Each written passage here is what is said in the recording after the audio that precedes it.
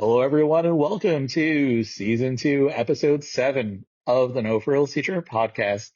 I'm your host, Joe Camps, and with me tonight, we have a very special evening with many guests. This is actually the most I've ever had on the show. Actually, 5 additional guests with me tonight for our episode titled Hot for Teacher. And joining me tonight, we have the Holimon family, the McGinleys, and of course, my wonderful wife, Alexis Camputaro. Everyone, welcome to the show. Hey, everybody. Hi. Hey there. Woo-hoo. So we're kind of doing this by voice because we don't use Zoom or any sort of visual recording because it's, hashtag no frills to begin with.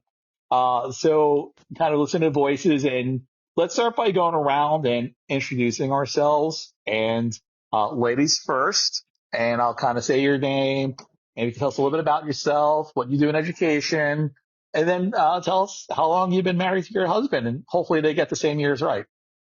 So we'll start with Jackie Holimon. Can you tell us a little bit about yourself? Well, hi, everyone. My name is Jaclyn, and I am honored to be on your podcast tonight. Thank you for having us, Joe. I am a middle school teacher. That is my blood and fiber. I taught in the social studies middle school classroom for 17 years. I started the first 9 years at a school in Colorado. I taught 6th grade American history, 7th grade world geography, 8th grade U.S. government. And then I have twin boys. So I took a little break from teaching. I stopped in 2009, and in 2014, I started again in Florida. And I started teaching 7th grade civics for 8 years at Three Oaks Middle School in Lee County. And I was just in love with teaching students about our government and how they would get involved in it. That's something I get really excited about. So in 2022, I took a step out of the classroom to have a bigger impact, and I'm currently working at the state level as a regional literacy civics coach, and I serve Lee and Charlotte districts. And I also get to do a lot of different sort of initiatives and programs across the state. So it's a lot of fun. And my husband is Paul. He'll get to introduce himself soon, I hope. And we're actually newlyweds, so we've been married for 3 years, but we are very, very close to coming up on, I think it's our 6-year anniversary since when I met him. And I would say that education is something that's a real big part of our relationship and something that really brought us together. So it's fun to be on this podcast. Oh, well, welcome. It's a pleasure to have you. All right, let's go on to Bianca McGinley. Bianca, tell us a little bit about yourself. Hi, guys. I am a middle school math teacher. I've taught every grade level of middle school math, so 6, 7, 8. Currently, I am a math instructional coach at Horns Marsh Middle School. It's definitely my favorite job I've ever had. I love supporting teachers, but I still loved being in the classroom too. So it's kind of the best of both worlds. Stephen and I have been married 7 years, I believe. And we're coming up on, Congrats. We've known each other 8. I don't know. Those numbers, they just kind of blur after a while. Right? Isn't that the way it goes, right? They just kind of start to blend. It's kind of like when you're on summer break, you don't know what day it is. Is it a Monday or a Thursday? Right, exactly. Well, that's awesome, Bianca. Thank you for being on the show tonight with us. Yes.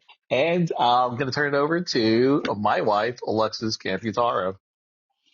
Hey, everyone. So I'm Alexis Camputaro. Really cool fun fact. Joe and I actually met at school. So, yeah, I am hot for teacher. Perfect episode title. So let me get back to the where I began. I have taught all my 13 years in Lee County. I started off in second grade. Then I also taught first grade for quite a few years. Then I made the hop over to Manatee and I taught fifth grade there. And that's actually where I met Joe. So more on that later, but, and then I ended up, heading over to Sanibel for quite a few years doing, third for a few years and second last year. And then I actually made quite a terrifying leap. I was asked to go, up to middle school because I have a minor in English. So I'm able to teach ELA 6 through 9, for my degree from Michigan State. And I just kind of felt an urge to try something new. And it's been super out of my comfort zone. But I'm actually loving it. I love the middle schoolers and it's a Yay, unique middle school. situation. Yeah. Cause I know half the kids and I had them as second or third graders. And now they're coming up to me cause I'm at the same school. We're a K-8 school at Sanibel. And I've gotten the rare opportunity to really see them grow into middle schoolers. So that's something that not everybody gets to have. And I'm really loving it. And I'm loving the in-depth conversations that we have. And it's been really fun. So, I don't have any fancy titles or anything. I'm just a basic teacher, if you will. But yes, Joe and I met at Manatee, my year at Manatee. He actually encouraged me, to take the leap over to Sanibel. But yeah, he just, I think he was what do they call it back then, Joe? Lead teacher, Teacher leader, teacher which leader. is, Right. teacher leader is just peer collaborative teacher now that they call Right. So, I'm this blonde girl in the classroom and them. they dumped me in the class where, it was challenging to keep a teacher. And he's like, oh gosh, this girl's going to just drown. She's blonde. She doesn't know how to connect with the kids and blah, blah, blah. So he was in my room all the time, just like, hey, do you need some help? Hey, do you want me to review the lessons with you? And I'm like, why are you here again? Hey, I know here's my favorite though. My favorite, no. My favorite was, oh man, Duncan gave me this extra coffee this morning. Do you drink coffee? So like, Oh, wow. yeah, he Wow. tried. Smooth operator. Listen, obviously those smooth moves paid off because now we're married. Yep. Yep. Everything I did was within the parameters of not getting an email from HR, just so you know. No, of course. Of course. No, he was nothing but professional. Very, very sweet, very nice. And he was always somebody I could just easily talk to. So we actually just celebrated our fifth anniversary, our fifth wedding anniversary. We've known each other Aw. about 7 or so. So that's me. Yeah. Oh, Yay. thank you, Hunt, and Yay. thanks for being so supportive and being the rock star, that you are, like everyone that's on our episode tonight. Now we're going Oh, to turn it thanks. over to the gentleman, and we're going to go with Paul Holimon. Welcome to the show. Tell us a little about yourself. Okay, hi. Can you hear me okay? Yeah, a Sure. little, yeah. Not very well, I'll honey. try it, but this is the best I can do. Well, I just first want to say how honored I am just to be participating in with such a fine group of educators. I mean, I've known you through Jackie for a while, and I'm just really impressed with the Oh, work that you do and the way that you share with each other is really impressive. Um, so my background is I was a high school English teacher for almost 10 years, and then I tried out being a district coordinator of ELA in the Collier district.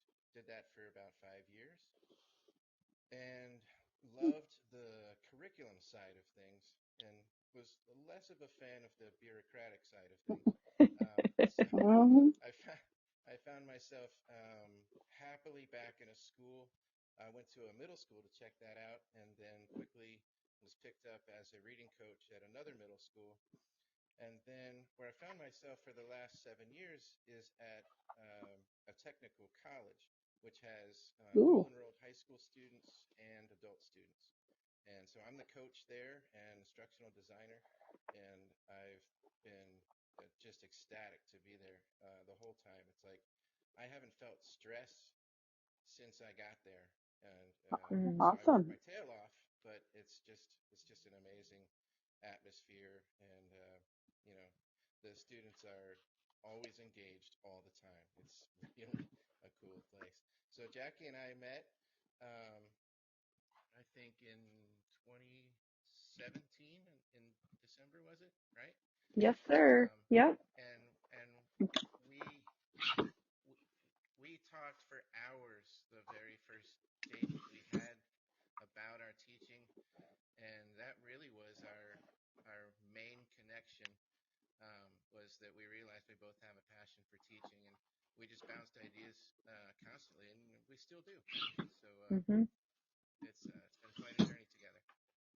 Aw, Well, that's awesome. And the fact that you said awesome. that you haven't felt any stress since being at Yeah. the technical college, I am envious, Paul. I think everyone who's listening to this episode or will listen to this episode will be envious because that is a rarity in this profession. I feel a little guilty saying it, really, because as a high school English teacher, I was always stressed, and then as a district coordinator, I was 10 times as stressed. Hmm. As a reading coach, I was always stressed out, and then I get to this technical college, and really one of the main differences is because it's a college, there's no school grade.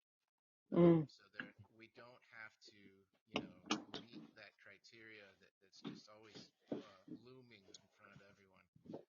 We just do the best we can because we want to, and that's it.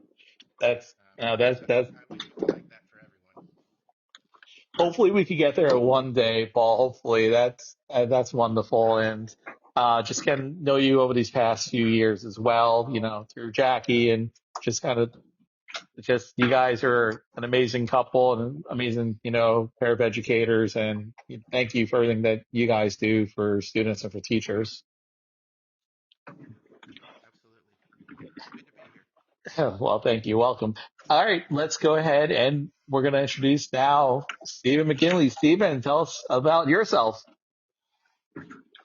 Hello, everyone, and thank you for inviting me back, Joe. I was pretty sure after our first episode you weren't going to invite me back after that, so I had it's good to enough be downloads. here. It was a good enough rated episode. I figured you were coming back a second time.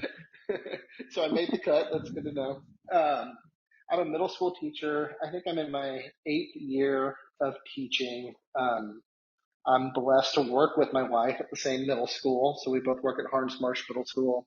I'm currently a peer collaborative teacher, which we kind of discussed, which means I'm a teacher leader. I teach for half the day, and I kind of coach other teachers for the other half of the day and work on various projects with my principal. But I want to give a shout out to him. He just won Lee County Principal of the Year yesterday. So, Woohoo! Woo! Go, Alex. Yay! right. We all love him here.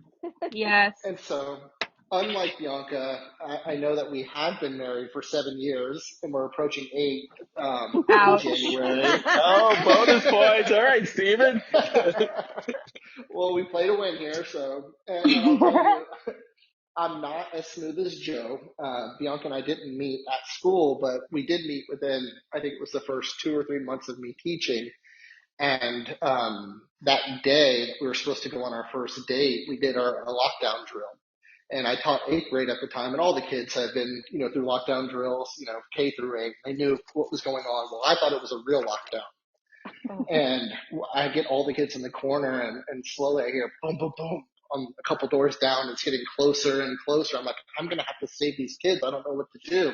Oh my And so gosh. I approached the door, and there's a little window in the door, and I did this spin move across the window so I could get a better view. And then I put my face like in the window, and I look out, and so assistant principal is just shaking her head. And so that's the story I told Bianca, and ever since then, we've just been enjoying each other's company.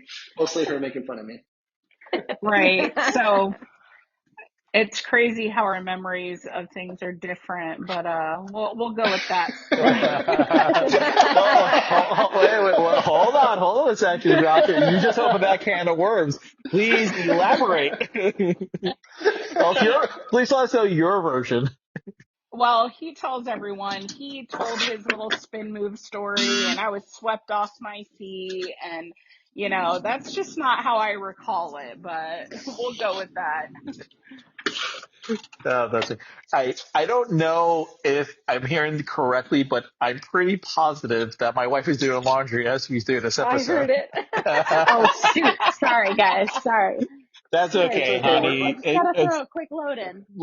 We're listen. teaching My bad, to my find the bad. time. She can multitask.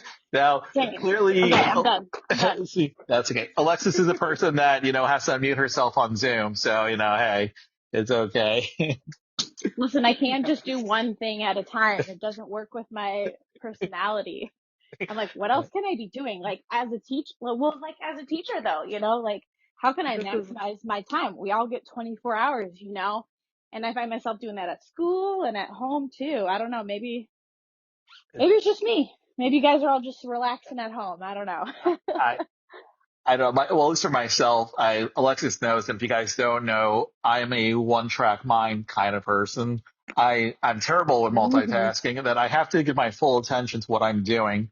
Yep. So, like right now, with doing this episode, is I'm sitting here and holding my phone and kind of talking and hosting. It's the only thing I could focus on right now to give my all. And well, Alexis, she could be doing emailing, she could be lesson planning, she could be getting the kids dinner ready, all those things. And that actually is a good segue into kind of what the point of this episode was talking about. What is it like to be married to a fellow educator, in the classroom, outside of the classroom? And I'm going to open this one up to, Jackie and Bianca, Alexis first. How is, when you were with, your husband and you're home and you're trying to, do some work, whether it be lesson planning or grading or whatever it might have been, or writing, a paper, depending if you're doing, continuing education, and so on. Do you find that your spouse is the kind of spouse that has a one track mind like myself and kind of can't help multitask or kind of help you around the home, so to speak, while you're taking on other tasks for work, or you have similar personalities where you both are multitaskers or both one track mind kind of people? We'll start with you, Bianca. Um, oh goodness. I am definitely a multitasker. Yay. I am doing 1,000 things at one time. Stephen, well, it's kind of a good thing. We're opposites, but he's always reminding me to kind of slow down, be more present, take one thing at a time. So I appreciate that about him. But as far as household tasks, we split them up really well. But I'm really bossy. So, that She's not teacher, joking.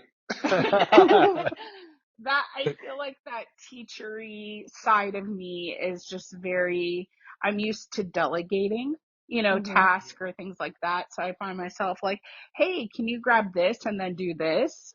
And then I'm like, hmm oh, I'm not like your manager. And then he does one So, thing, but not the second thing, right? right. Yeah. So, yeah, I think, he is able to laser focus on one thing, which I wish I could do. I, have 100 things going on in my brain at one time. And I think that's kind of like a woman thing. I don't want to Yeah. sound sexist here, but I think that really like splits us, male versus hmm female on how our brains are just wired. So yeah, I tend to be like Alexis, I guess. How about you, Jackie? Well, I'm kind of like a multitask wannabe, would be how I would define Love it. myself. So, I mean, I never heard that term before. yeah, Right. I really relate to Alexis and Bianca in the sense of like, you can't just do one thing. Like, we got 1,000 things to do, so that's what we're going to do. Right. I But, can absolutely talk and fold clothes at the same time. right, and I can do that. But, you know, the pandemic, I was teaching through the pandemic. And that really humbled me in my core. And I would just like to share that Paul and I moved in together and blended our families on day one of the pandemic. Oh Oh, my wow. goodness. Yes. And If so that is not a literally test, I like, don't know what is.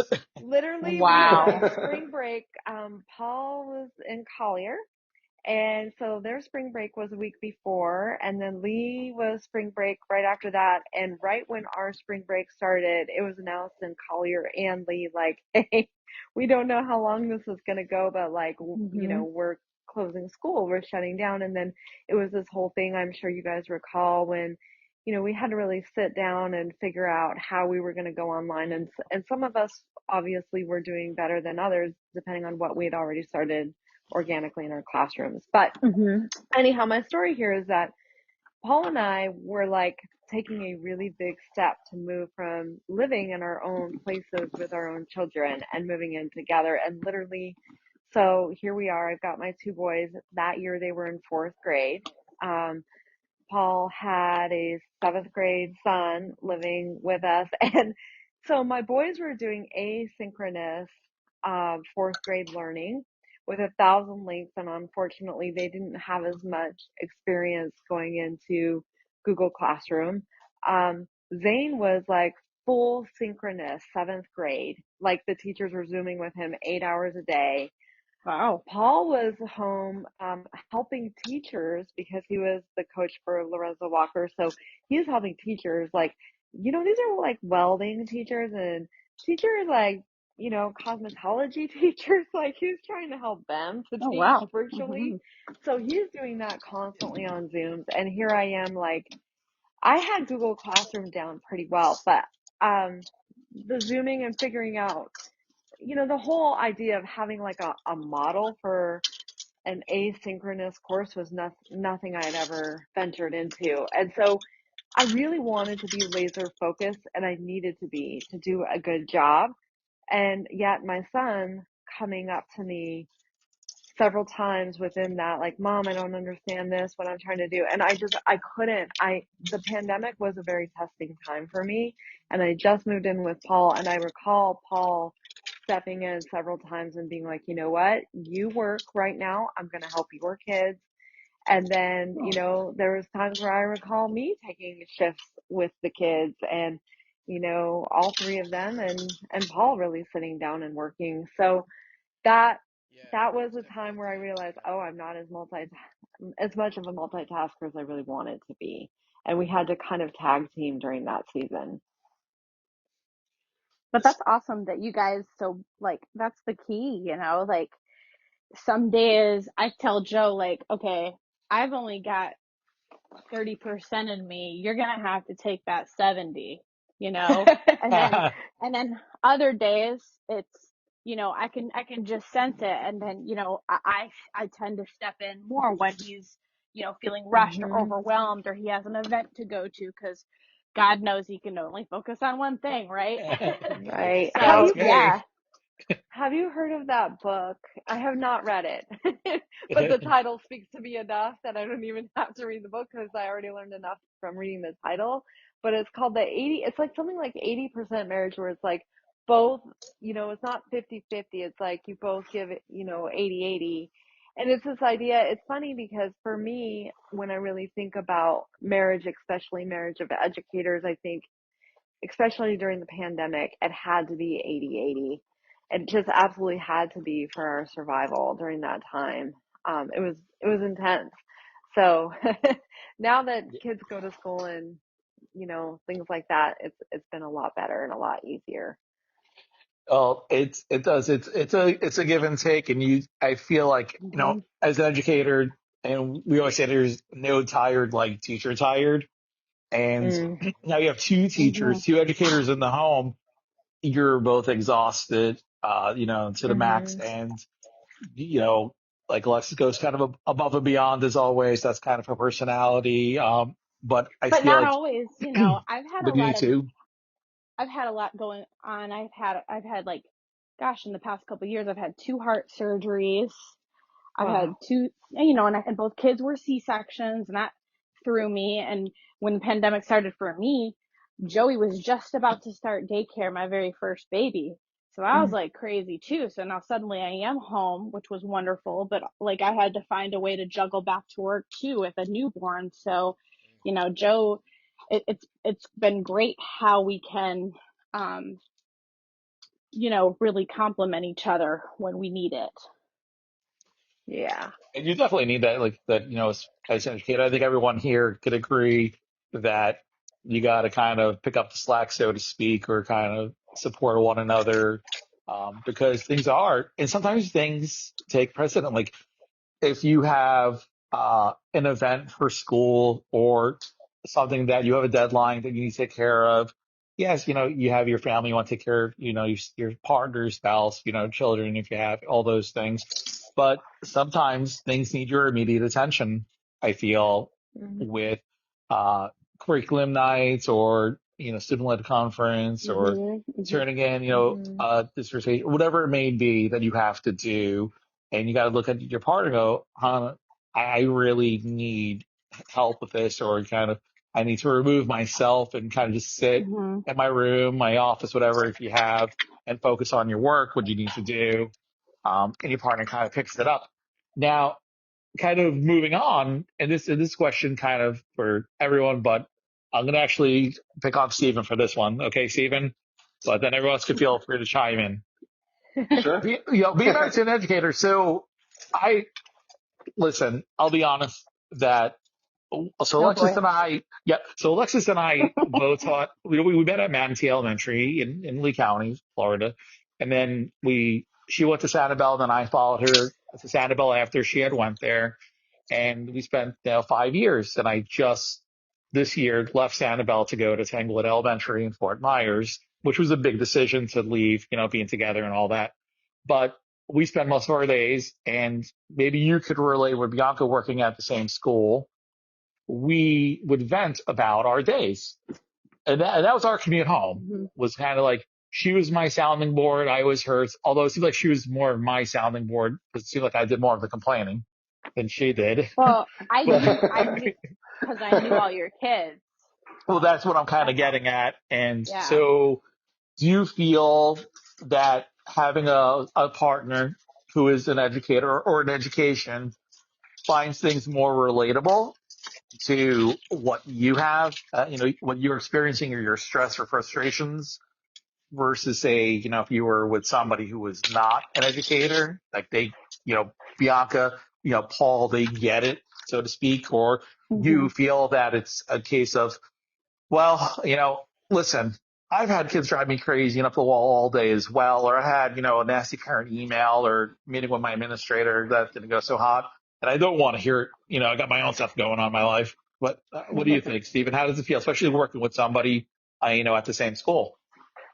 Sure. So I love that question. I was actually going to kind of jump in from the last question. It seemed like our answers, there was a common theme that we kind of all understand each other's jobs, and we're really there to Mhm. kind of help out on the days that you need it the most. Because I think it was Joe that you said it. There's nothing quite like teacher tired.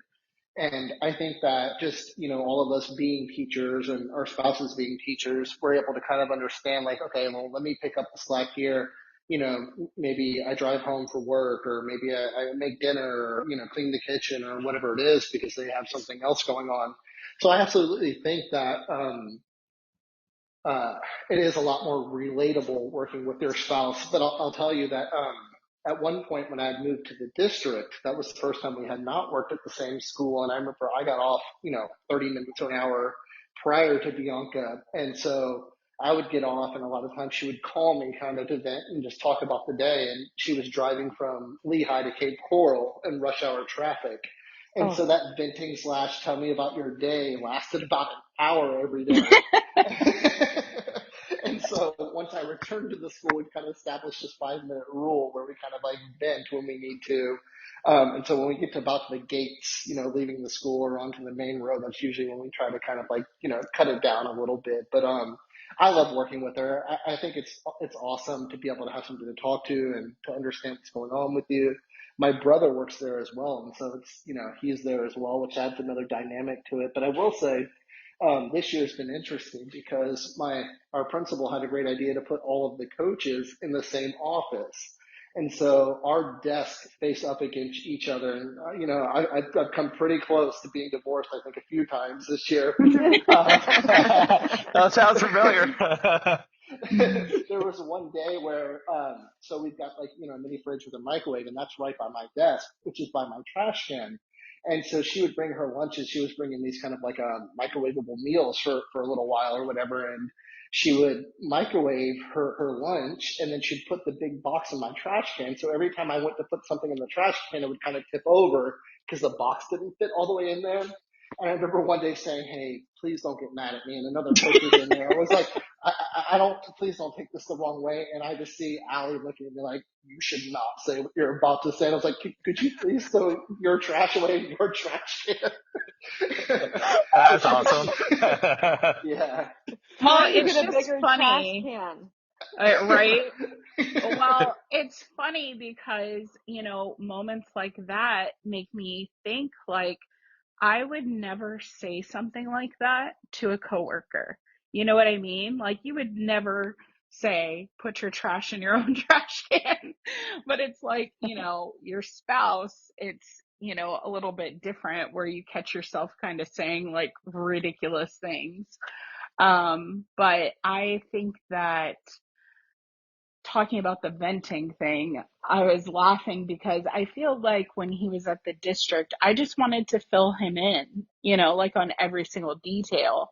But now that we work together and we're together a lot of the day, I don't have all of that to tell. He already knows it. So it's like, we don't really need to discuss it more than 5 minutes now. But yeah. I was given a rule pretty much, and I had until we got off the causeway off Sanibel Island to get it Yep. all out. And that, but listen, you could be sitting on that causeway for 40 minutes during season. You don't know. So you think it sounds like, oh, that's not so bad. Like 10 minutes? No, sometimes it was 45 minutes an hour we were on that island. So I maximized, I utilized every minute I was given to get it all out before we got the kids. But it was also, like she said, similar. We had the same students, especially with a K-8 school like that, So she had them in third grade, and then I had them in fifth grade. So it would be funny because I'm like, so and so is like kind of, a little bit rude or kind of like, condescending or whatever. And not so and so, like that's sweet, little so and so. I'm like, Mm-hmm. yeah, you had him in or her in third grade. I was like, they're in fifth grade. You wouldn't think They've so, but changed a little bit. 2 years makes a huge difference, especially with some of these kids going into middle school. They're feeling it in fifth grade. If you're not familiar with that grade. So Plus, they're I not, can also pull the, yeah, I know Mr. Camputaro taught you how to write an essay. So don't give me I don't know how to do this. It's like, they can't have that excuse. that is a good thing about working together. Yeah, it's right. We would call each other, or I'd invite her over to come and she'd pop in my classroom. What do you mean you don't know what a noun is? I'm pretty sure you learned that in third grade, Mrs. Camputaro. First, too. Well, that too. Well, hopefully that's another story. That's for another episode. Mm-hmm. Knowing our parts of speech. But Jackie, Paul, like, what do you guys feel? Are you each other's sounding board? Or you kind of keep it separate and kind of make a rule, like, leave work, like when you leave your job, that's it, or you kind of just continue bleed into the home? We constantly share our work stories with each other, and like we've been saying all together, that the because we're both educators, we understand each other's worlds. Um, but more than just being, um, you know, a sounding board, I think what we benefit from the most is Mm-hmm. when we have ideas going forward, like, hey, I'll say, this is the professional development I'm thinking of doing next month. And I'm going to do this and then that. And then she'll put her teacher hat on and go, yeah, but have you thought about, what are they doing while you're doing this? And I'll go, huh, yeah, that's a good point. And then vice versa, she'll say, hey, I'm going to go, work with teachers at a PLC, and this is my approach, and I'll just ask questions, and that's, I think, where we benefit the most, being both educators, is we're good question generators for each other. Would you say that's accurate, Jackie? Yeah, I was actually reminiscing very, very early on in our dating. I think we had only been dating for a couple months. I really don't think we had been dating very long. And we sat down at a restaurant for dinner. I remember this, and I was just, like you teach certain ways, and it always seems to be a good like fireworks kind of lesson plan. And I had a few of those up my sleeve, and that year when I was teaching civics, that particular year to that particular group, for whatever reason, my students weren't connecting. They just were not clicking with the concept that I needed them to. And I remember, I don't know if you remember this, babe, but I just remember at a restaurant, we had only been dating for a few months, and I just said very vulnerably, like, I'm frustrated. Like, this has always worked and this isn't working. And then I tried this, and my students, on their formative assessments, they're not, it's, I don't think they're getting it, and I don't know how to get them to get it because I've tried multiple things. And so Paul just was like, hey, here's an idea. Have you thought about this? And how about you do this? And I'm just staring at him. I remember just staring at him at that booth like, you're a genius. And I went the next day and did it with my students, and it was like blow out of the park, kind of like I knew they got it. I thought it would take her like 3 weeks to prepare all of it, and she implemented it the next day, even more intricately detailed than I had expressed. Yeah, she took it and ran with it right away. It sounds like Jackie. Yeah. You're gonna give me a big head now. Don't do that. But listen, well, that's okay because not to brag. I mean, there are six, five, myself included, on this podcast, and three golden apples. I think one after another, 2020, 2021, 2022, if I'm not mistaken. Yeah, and So, if I Jack, can brag, Yes. I knew you guys before you had your apple. I just like to brag. I knew you before you were famous. that's true. And then we have Paul. I know you received recognition in Collier County. Was it last year, if I'm not mistaken, or 2 years ago? Yeah, last year was my second round of Teacher of Distinction. That Yeah, so And the way they do it in Collier is different. Explain that, babe. well, they used to do it more similarly to Lee County, which is how the first time I went at it back in 2008.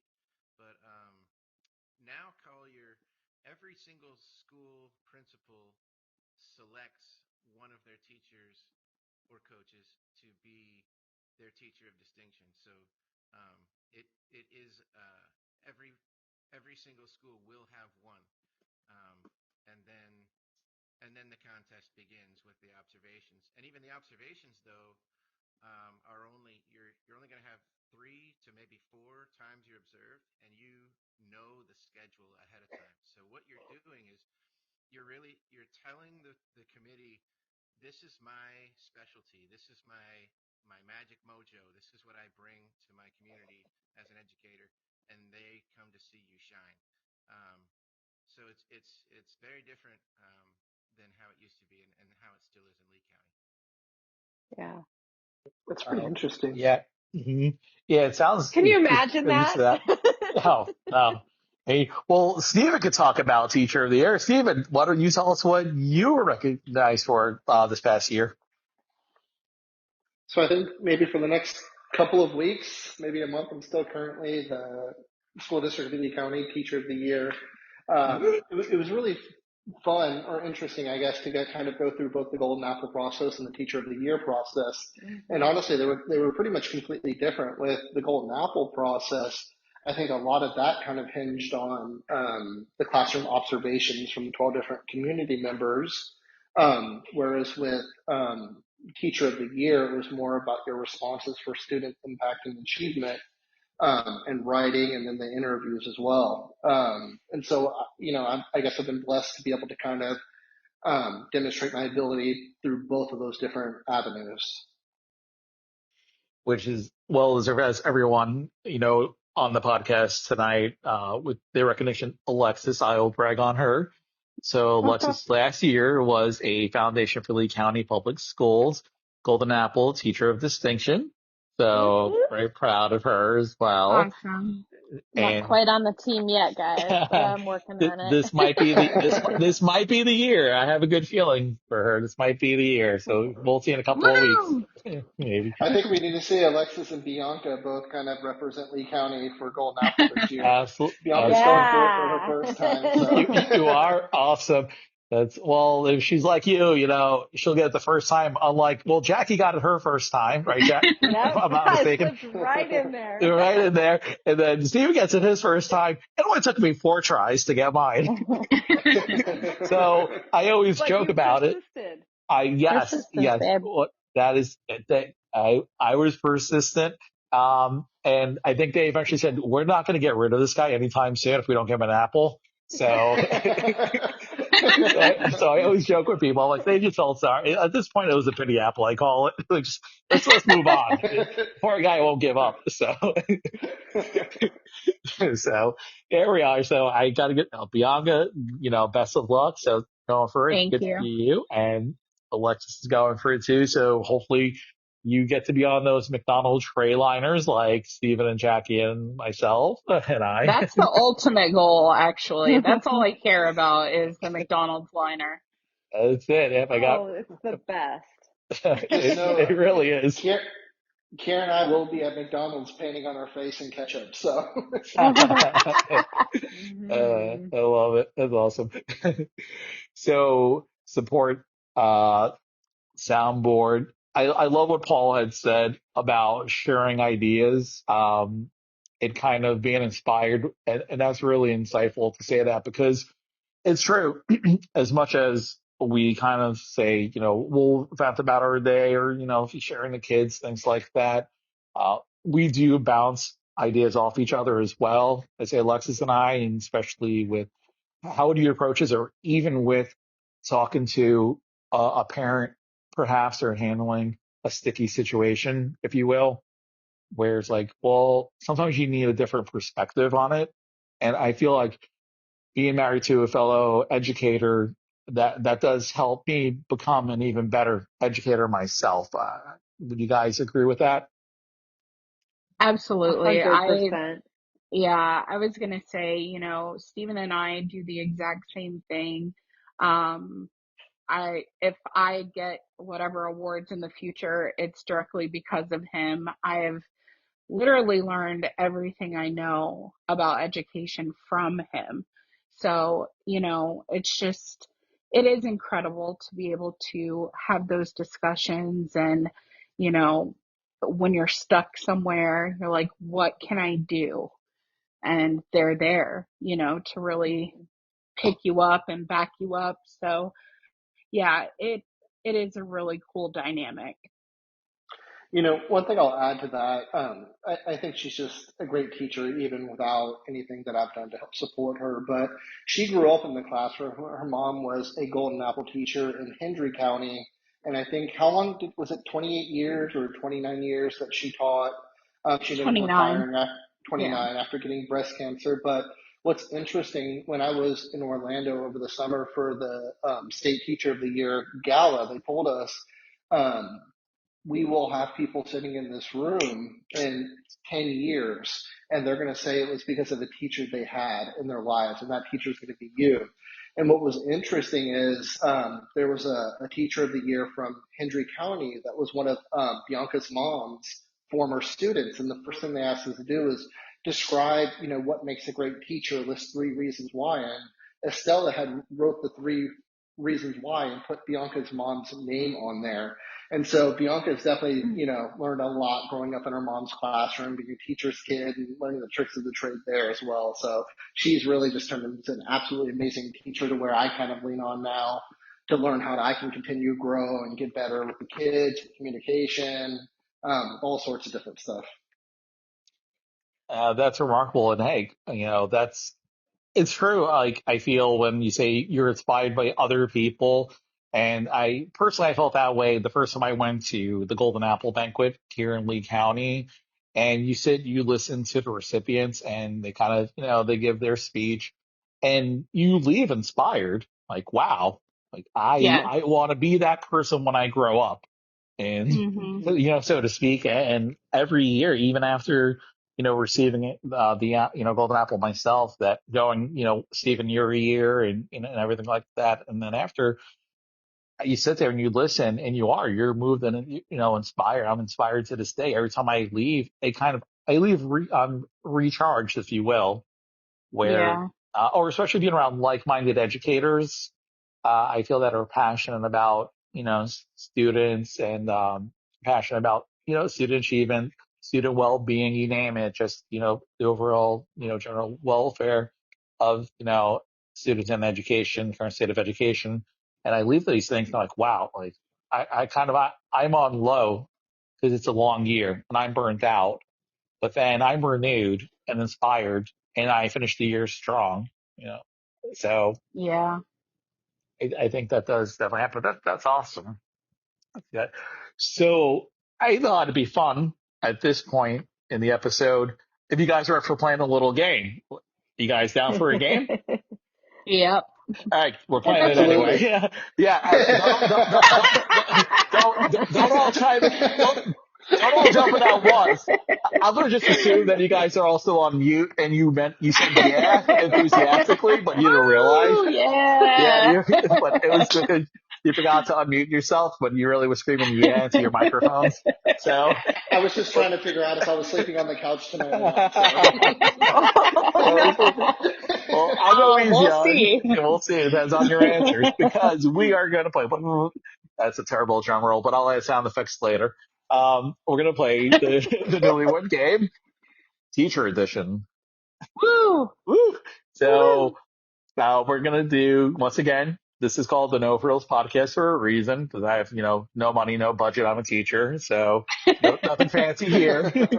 And we're going to just play one round, 6 questions. Now, ladies, I did ask your husbands these questions earlier today because, male, we need time to process and think, and we can't kind of do things on the spot, I feel. So I give a little bit of a head start, if you will. I'm going to be asking you the same questions now and see how you respond. And then your husband is going to reveal his response to the same question. And if you guys have a match with your answers, you get 5 points. And then the team with the most points at the end is our official No Frills Podcast Newlywed Dating Game Teacher Edition winner. Sound good? Yep. Don't let us down. All right. Don't let us Let's down, go. Bianca. Hey, All right. and if you're keeping score at home, to what we were just saying prior to introducing the idea for this game, this is a very competitive group of educators who I feel significance is all one of our strengths probably at some point. So you're probably going to hear some really good responses now. So we'll see how this goes. Okay. So let me bring up my questions. Okay. And we'll start with, we'll just go Jaclyn, Bianca, Alexis, and then the same thing, significant other, Paul, Steve, and myself will reveal our answers and see if we get a match. Here we go. All right. Question 1. The games begin. I'm sorry, Paul, can you repeat that? I just said let the games begin. Let's see. Yes, yes, definitely. This is going to be interesting. So we'll see how it goes. All right. Question 1. This goes, and Jackie, I'll start off with you. Okay. Okay. Jackie. All right, Jackie, how do you, or how have you in the past shown school spirit? So now, did Paul answer like how Jackie, show school spirit, or how Yes. Paul And showed school spirit? no, this is, and thank you for asking that because you could tell I'm not a good host. All right, no frills. So for clarification, this is your husbands were answering how you do something, how your wife responds. So it's about you. This is about how Jackie shows school spirit and what Paul All thinks, right. how he thinks you have shown school spirit in the past, you know, in the classroom, outside of the classroom? Okay. Well, I'm thinking of two things that are coming to my mind right now.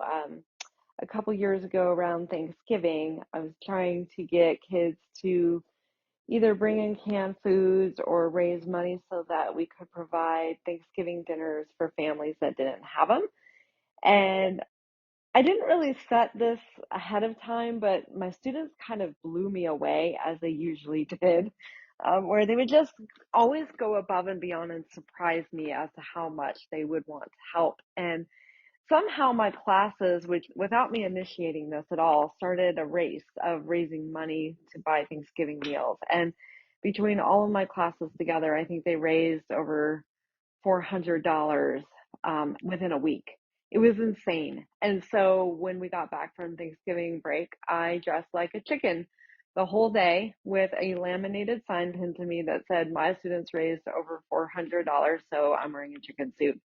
So maybe Paul thought of that time. And the only other thing I can think of is during the pandemic when the eighth graders were leaving, we were supposed to have an eighth grade continuation celebration, but we couldn't do that. So we all like videoed a different thing to a different lyric, and then somebody put those pieces together. So the students, the eighth grade students, had like a goodbye song from us, and something was in the lyrics about fire, being on fire. And so I became a pyromaniac, which is really not me, over our new pool of displaying some fire things with hairspray over our pool. So maybe it's one of those two things.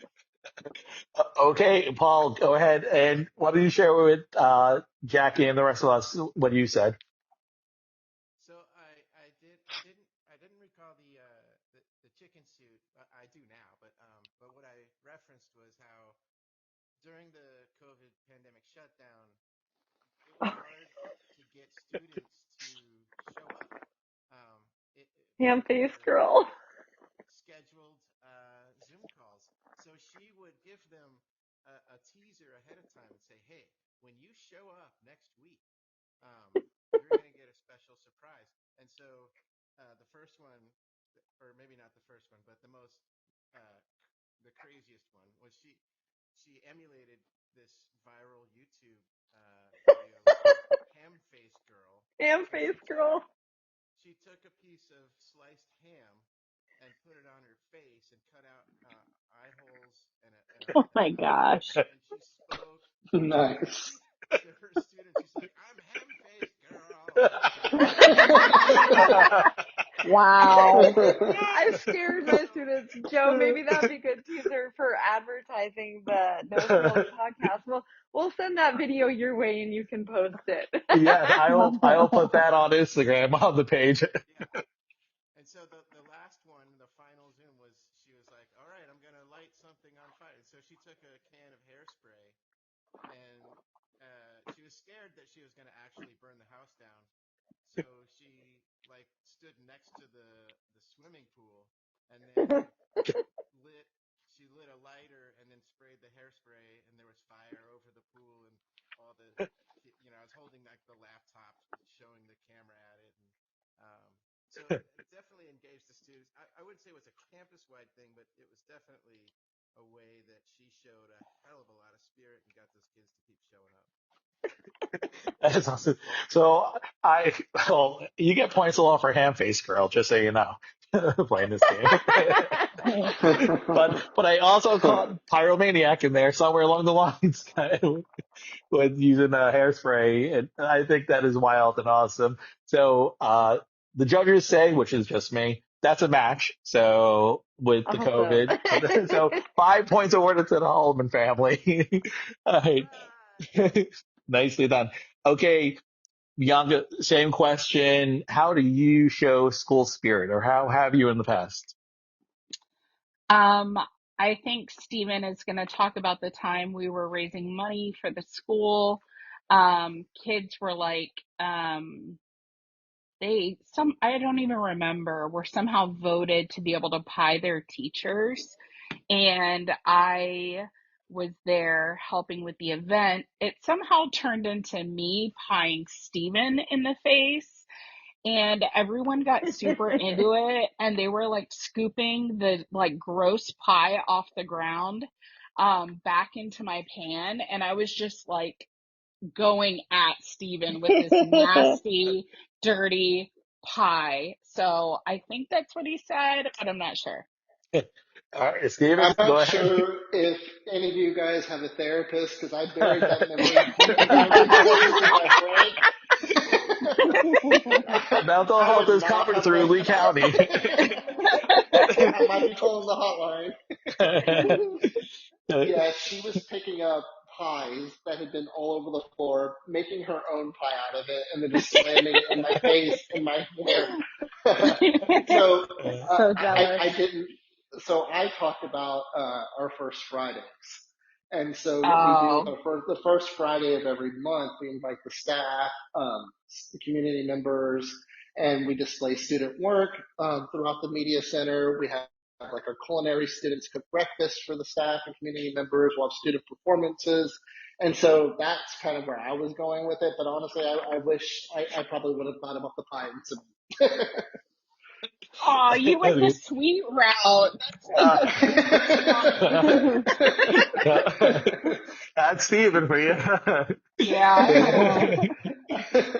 Unfortunately, sorry, McGinley's no points for you. So we got, Wah, we got the Holimons in the lead.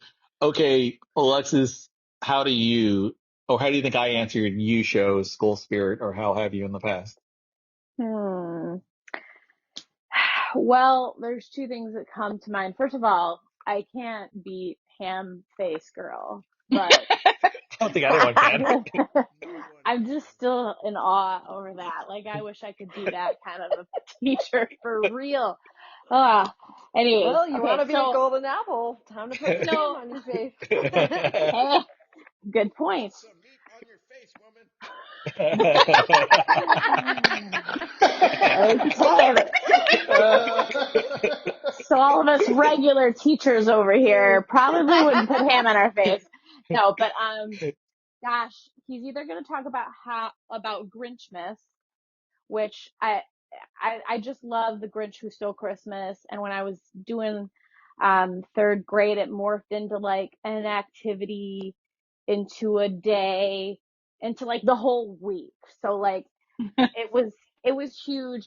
I would do an activity. We'd see the movies. We'd compare, contrast. I had like adorable little some sort of edible activity every day that we did, and then we'd do some sort of craft activity along with it, like making a Grinch ornament or things like that. So I was known as Miss Grinch for sure.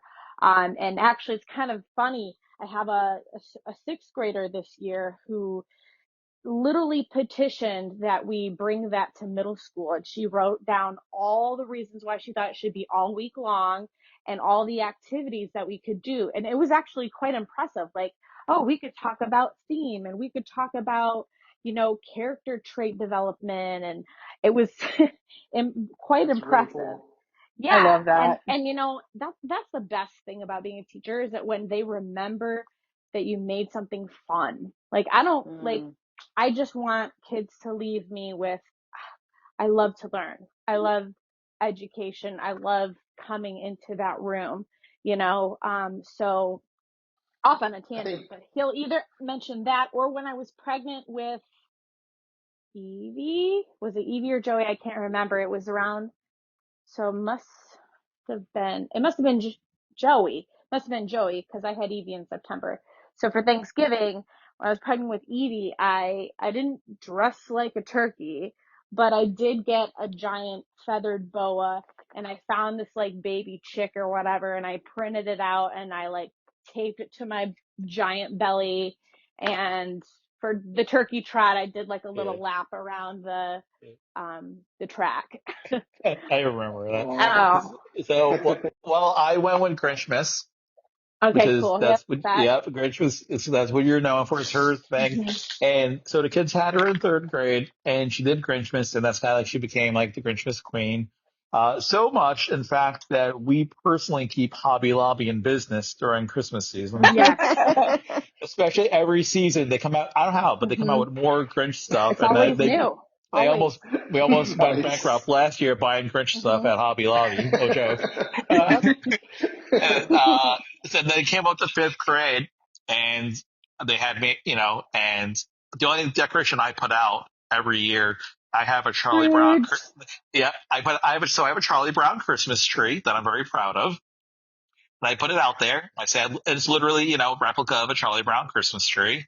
And the kids like, Nobody's laughing. no, and they're like, why? Are you that serious?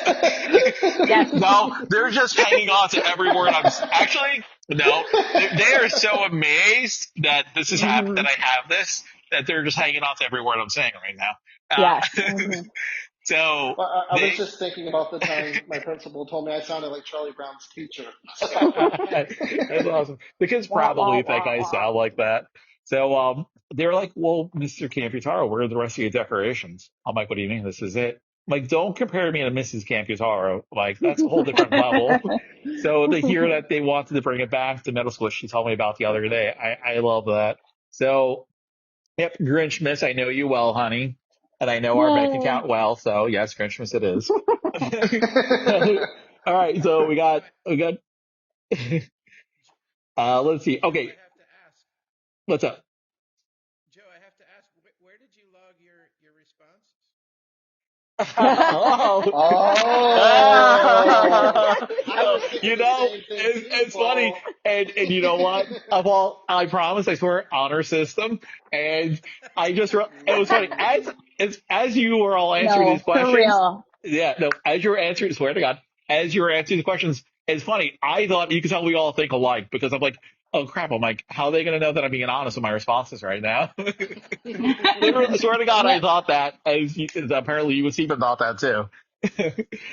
It's I in a was just text. told about this like a couple hours ago. Yeah, it's like, Like hey, by the way, we're brand gonna play the new. game. I We're haven't gonna even trust you listened to this most This, of his podcasts. yes, the game stars are honest. Now, that's probably the only one I'm gonna get right. So we'll see about the next couple of questions. All right. So question two, we'll go back over to Jackie. And this one is, Okay. so Jackie, it's a PLC. During this PLC, what are you doing?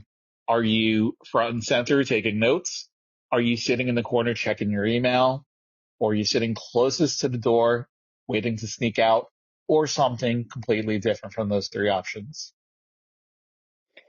Well, I mean, currently, if I'm going into a school to be a part of a PLC, I'm not front and center, but I'm definitely taking notes, and definitely being a part of it.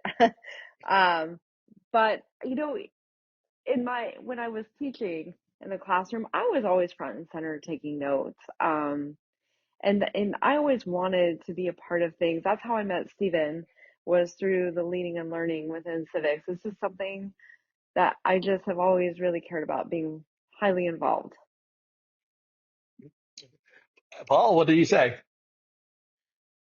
Yes, I was thinking about Jackie as a classroom teacher, and even though I never saw her do it, we talked about it very often. And so I wrote that she would be front and center. She would be brainstorming with teachers. She would be posing questions. Um, she would be coming up with possible lesson plans that they could work on in the future, telling funny stories that they've experienced in the past. So those were my responses. Mhm. It's a ding, ding, ding, ding, ding. Paul gets it again. Paul, you're 2 for 2 right now. Woo! Woo! Good job, babe. He knows you. Okay, same question, Bianca. Same answer. I would be, front and center. I am super blessed to work with the most amazing math teachers. I have 13 teachers, and any amount of time I get to spend with them is the best time. So, um, I'm definitely, I think he probably said front and center. Stephen? Yeah, I did. I mean, I kind of interpreted the question. I wasn't sure if those were suggestions or not. And so my answer was facilitating the PLC, which would be front and center. And I said, I probably shouldn't say this, but I also said probably talking too much because you're having so much fun. I was gonna say that. I thought you were going there. He did. He I was actually, gonna say that. and he's telling the truth because I do have the text that he did respond saying talking too much in parentheses. Bianca, I do Nice. too. Yeah. But I will also say, to Jackie's point as well, she was always super supportive at our leading and learnings, which are essentially like PLC. So she was always great to have there and provide suggestions, feedback, insights, all of that. So Ding, ding, ding. Points for the McGinleys. You're on the board. Congrats. Woo! Hey. All right. Same question, Alexis. Well, you guys are awesome, I guess. I'd be in the back being like, this could have all been in an email, guys. Let's get the show on the road. Traffic's gonna be from BS getting home. So that's me. Well, Asking to do. Exactly. Thank you. I could be doing something more productive. see, okay, and I got that one wrong, actually. I said that she would be taking notes because I've sat in PLCs with you. Usually we would sit near each other, Oh, and you were attentive, and I No. felt like you would ask questions. Listen, multitasking. I- I'm answering emails. I'm grading something and like very on the down low key, like nobody can see. But then very good at like, yes, I absolutely. I think we should do that in our classroom. And I'm also participating. See, I fell for the participation part because I'm like, wow, she's like, I feel like you and I were the only two asking questions every PLC sometimes in staff meetings. Yeah, but I mean, yes, like it's hard for me to be quiet. So I would definitely chirp in for sure. But And there I come go. on, See, let's wrap it up in 10 minutes. I could be sent in an email. See, I told you guys I was only going to get the first one right. All right. So now we got the Hollimans in first, and we got McGinley's and Camputaros tied with 5 points each for second place. So third question, back to Jackie. Jackie, pressure. that's right. If you could be in any other teacher's classroom, which classroom would you want to be in? As a student or as a teacher? Yeah, Ooh. that's a good question. Oh, Thank good you question. for asking that. Oh, jeez. All right, let me see. I don't know the You would be questions. okay. Okay, let's say as a student. So I could be a student in a classroom. Yep, if you were going to be a student, if you were able to be a student again, go back in time. Which teacher would you want to be in? Would you want to have as your teacher? Or which classroom would you love to have an opportunity to be enrolled in? And like Paul could have picked anything on this. But for you. I don't know where my first inclination answer is like, well, I would have wanted Paul as my teacher because he's honestly amazing. I dabbled a little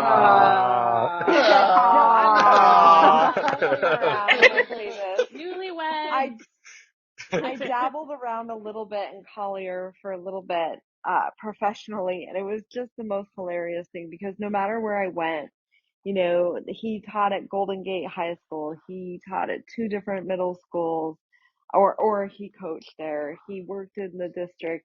No matter where I went, and the name Holimon is pretty unique, and so no matter where I went, people would be like, "Oh, Holimon, Paul Holimon is your husband?" Like, oh my God, he's amazing. Like that is the one with the short amount of time I was in Collier. That was one thing I was very impressed with. Was like, whoa, man, he has a legacy in this district. So honestly, if I could be a student, I would love to know what it's like to be his student. I don't, but I'm kind of glad I'm not his student because I'm his wife and I really want to keep that role. So, but I am kind of a student in the sense that I learned from him. I don't know, but like, he could have picked anything. Like I could have learned from like a founding father. Like he might have gone the civics route. Like where that was such an open, broad stroke question. It was.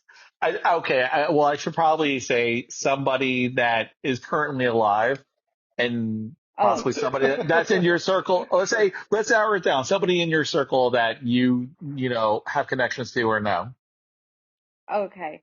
Well, I don't know if Paul would have like answered this, but I'll just give you my genuine answer. I don't know if you guys know the educator Jamie Ayers.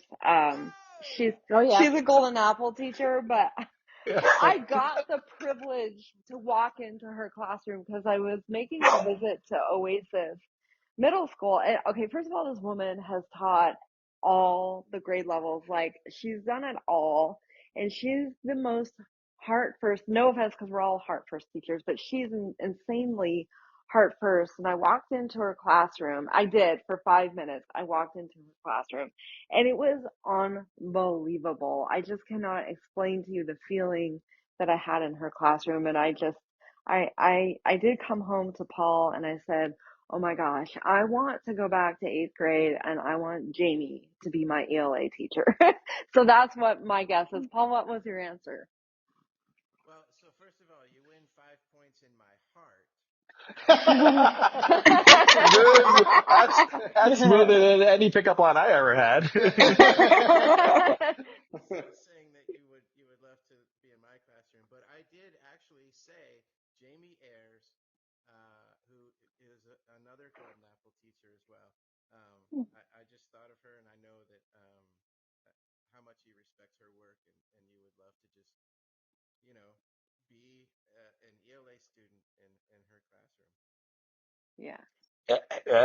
Paul said Jamie Ayers, and right away I'm like, okay, I get it. And those who have listened to this podcast before, here's the plug. Jamie Ayers was a guest during season 1, talking about bands, books, and festivals. And in case you want to go back and listen to that episode and see this heart first teacher, Jamie's amazing.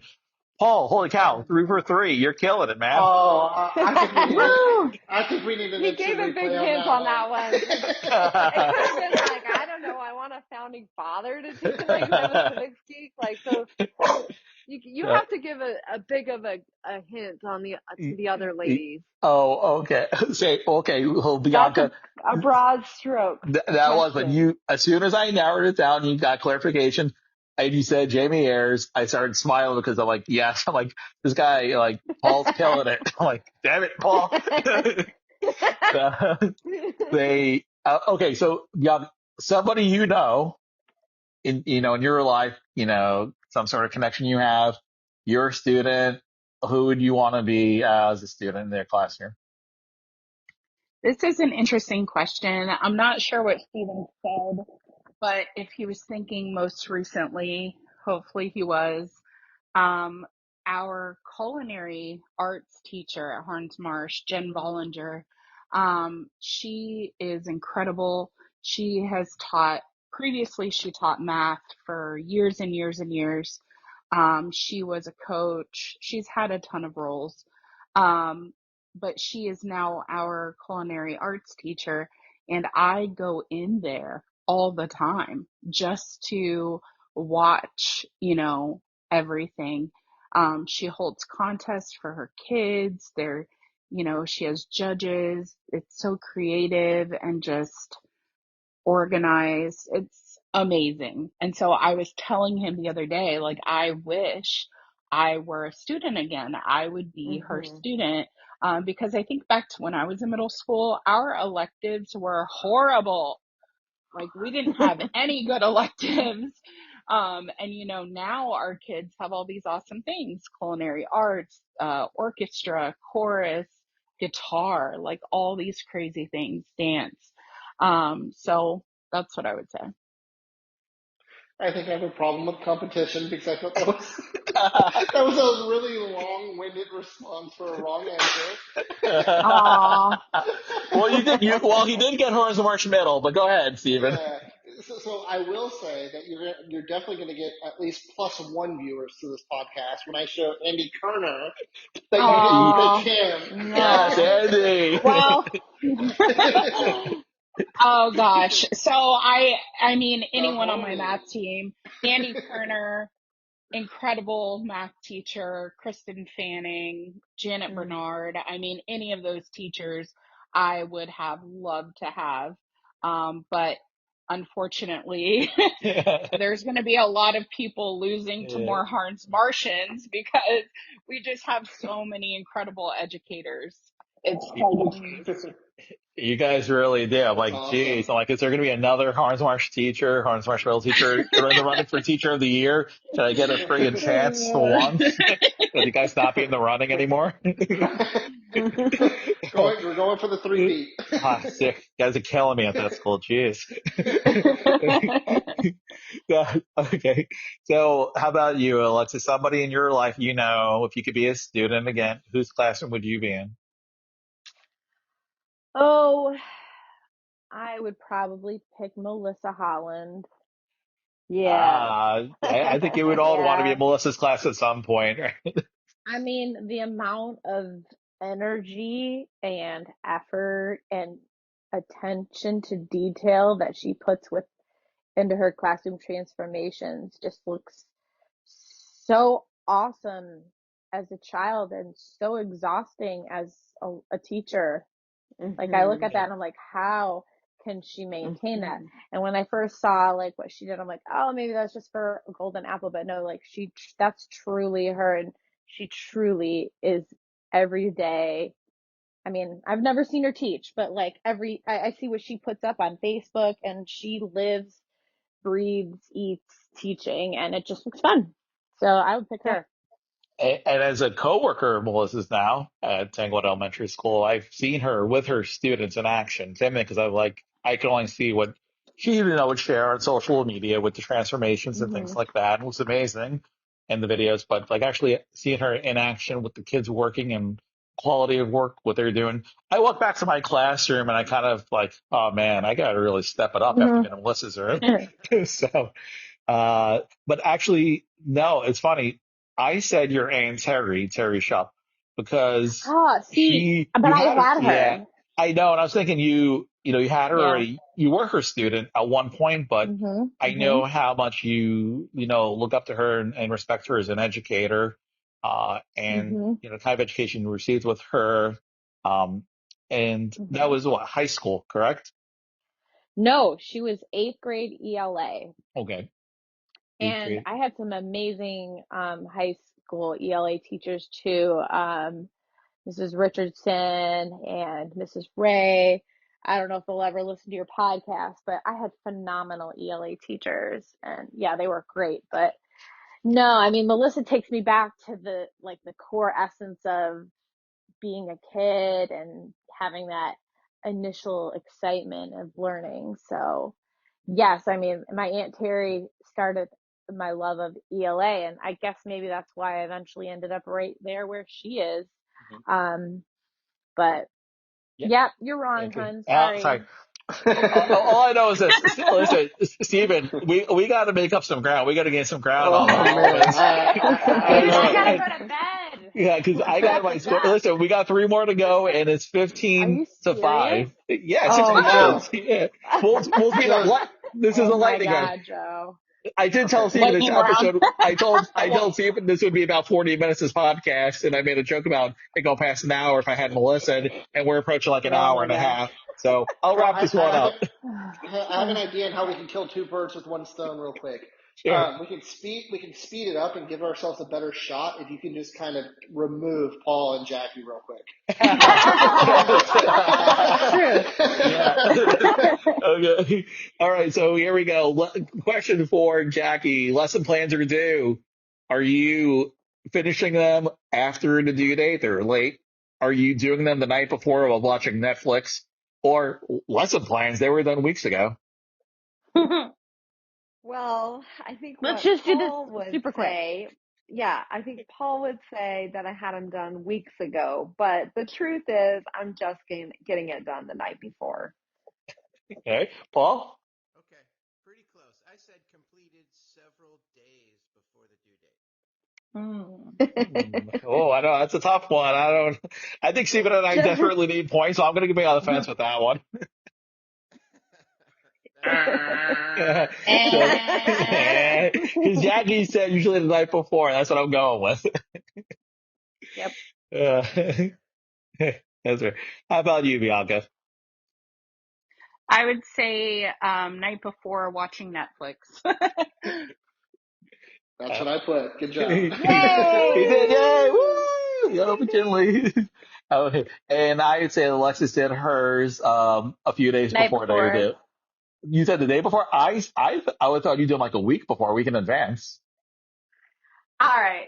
Do you want me to be 100% honest? Because I really do my best work the day of. I really do. I do. It sounds I have like me. I plan out my standards and all that, and then I see. I know some people can plan like that far ahead, but especially maybe it's just No. because I'm new and it's my first year in middle school.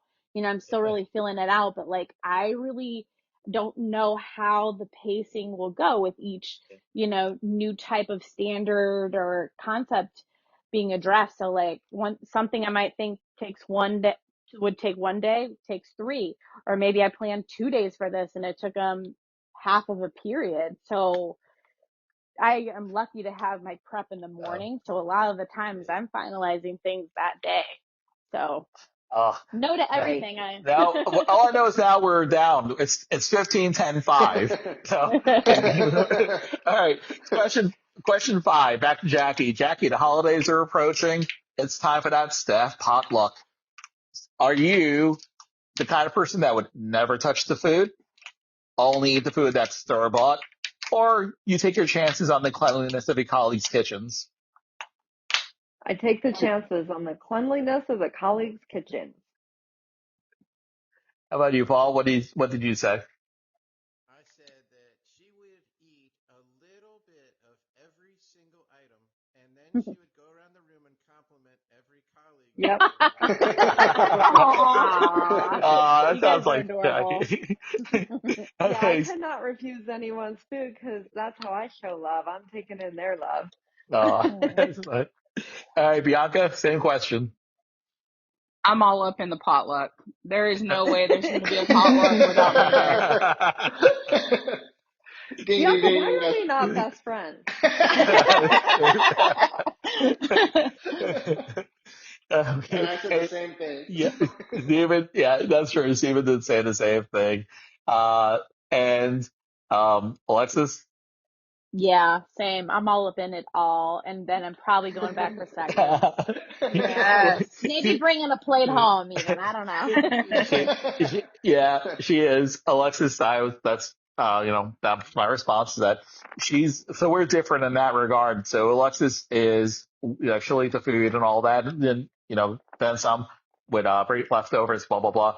And I'm the kind of person where really I'm only eating stuff that's store bought at a potluck. So, Yeah, he's a prude. yeah, Nice. I'm a Oh, that's little, interesting. Wow, yeah, Joe. yeah, You're missing out on a whole world. I'm a little uppity You with should see that how many stuff. times he washes his hands. That's for a different episode. Crazy. We'll keep you So, safe. hey, guess what? Last question. Okay. We did it. We're over the home stretch. There we go. Number 6. Jackie, you just won the lottery and you decide to give up Mhm. working in the education field. Or have you?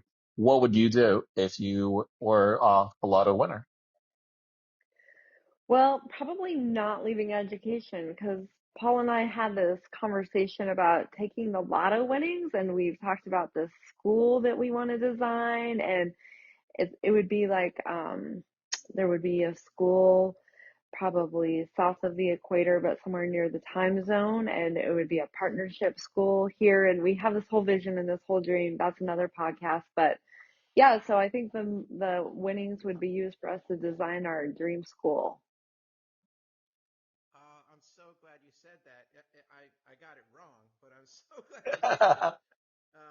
Because that is our shared dream, and that's maybe this is a plug for a future podcast with you, Joe. That we do have this vision for a school that could have a sister school somewhere in South America. But I just said that Jackie would not leave education. She would stay on as a traveling presenter or a consultant, and there's just no way she would ever leave the realm of public education.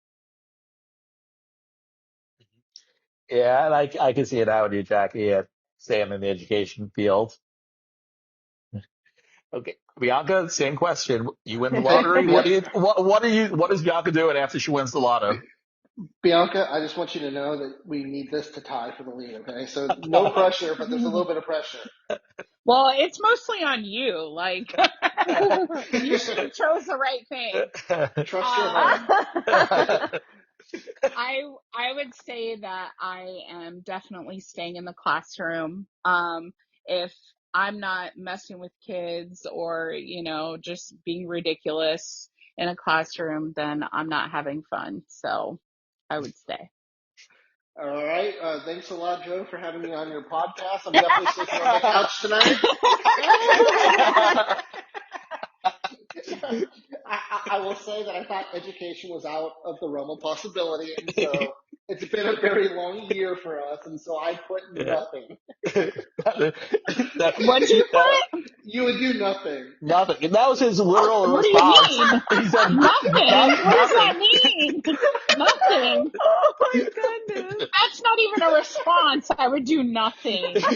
That's all he said. So he texted me one word. He literally said nothing for that answer. What? Sorry, Wow. I didn't mean to throw you under the bus. And I was supposed to guess that? I was supposed to guess that. Nothing. I love you very much. Wow. Okay, so yeah, apparently you're just gonna kind of sit. You're gonna do nothing. Apparently, when you win the lottery, you're just gonna have your money, Wow. but you're not gonna travel. You're not gonna do Wow. education. You're gonna do nothing. Apparently, to Steven. Wow. Okay. Well, I'm confused because he said follow your heart. Does my heart follow me to nothing? Because that's how he sees me. I was just rolling with it. I was like, okay, that's what he said. Okay, Wow. she'll do nothing. Wow. That was called Steven got tired of answering my questions in a text. Okay, Alexis, you win the lottery. What are you doing? All right, so like, how much money are we talking? Good question. You guys know your technicalities. All right, enough where you if you choose to leave education, you can. I'd be gone in a second. Sorry, I would. Well, would I you be would. doing? Would you be doing something? Oh yeah. Well, I watched my dad. My dad's a lawyer, and I don't think he particularly enjoys it anymore, but I don't see him ever leaving because people need purpose and they need value. Mhm. And I do love helping the kids. I do get a big fulfillment over, just being a positive part of their lives. So, there's so much, the cons are very heavy in comparison to the pros sometimes. With all the, I don't know, I'll say it the nice way, all the baloney that goes with it. So I'd love to sub here and there, or maybe I could be a specialist or part-time gifted or something, but like, I'd be gone. I would want to travel the world. I'd want to, do all the things, and then when you look at how much time people, and it's not just teaching, but people who give to their careers in general versus their leisure time, it's very unproportional. So peace Mhm. out teaching. I'm Yeah. going to go live my life. And that is what I meant by nothing, by the way. I like how you're trying to backtrack. I'm not trying to soak the flames. I'm just saying. It sounds like a backtrack, Steven. We lost, Steven. We lost. Yeah, we lost. That's okay. It's over, Steven. You can't win them all, buddy. Oh. I said that Alexis. Well, Karn's Marsh doesn't make the cut. doesn't. It is rare. It is rare, but it does happen. My response was that Alexis would travel the world, but I didn't really see you having some sort of ties still to education. I know you said you'd leave, and I've been subbing. I think that you'd be completely removed from it, and we would just travel the world. Maybe Ouch, Joe. I know. Maybe that's wishful thinking on Listen. my part that you would take me and travel with you around the world. But No, you don't get it. Listen, just because I'm not a golden apple teacher or a Lee County Teacher of the Year, okay, I still love what I do. I'm still stuck on out of a possible 30 points. We finished with 10 and dead last. Love you, So babe. maybe I should be sleeping on the couch tonight. Camp out. Yeah, nice. That's good slogan, camp out.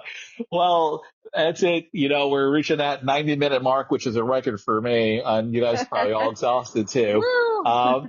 I want to say it's been an absolute pleasure having everyone on the podcast tonight. It was an absolute blast. So much fun. And just really getting to know you guys as educators and as, a couple as well. Paul, Stephen, Jackie, Bianca, Alexis, of course. Thank you all so much. Last but not least, right? I saved the best for last. Okay, let's go watch some Netflix now. Thank you all for spending your Saturday evening with me. And for those that are listening out there, this is season 2, episode 7, Hot for Teacher, and the No-Frills Teacher Podcast. I'm your host, Joe Camps. Everyone, you guys have a wonderful evening. Thank you.